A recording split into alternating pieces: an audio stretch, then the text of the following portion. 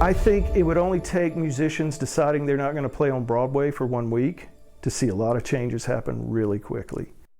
In the economy tonight, local musicians like that man say downtown parking prices may force them to essentially work somewhere else. Well, a new report, Greater Nashville Music Census, shows this issue is one of the biggest facing those who perform downtown. Fox 17 News, Kylie Walker joining us live off Lower Broadway with what this could now mean for the future of Music City. Kylie.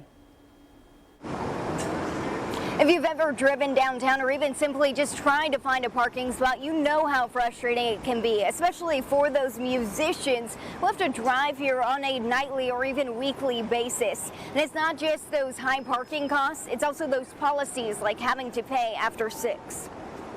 Of the 4,200 plus musicians voicing their concerns in a new survey, many shared the same issues. The number one concern related to parking. I think profit is fine as long as it's not put ahead of the public good.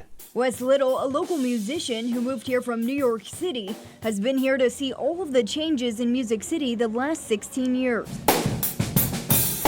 He's one of many speaking out about the parking costs and policies. If you have a base pay of $50 and you go downtown to play and then they charge you $10 for parking, 20% of your money has already gone to that. And then you're having to schlep your gear through the rain, which could be 3 or 4 blocks. Some of the other concerns voiced in the findings seen here. One musician says high pay to park lots, no parking, huge disincentive to ever want to play downtown.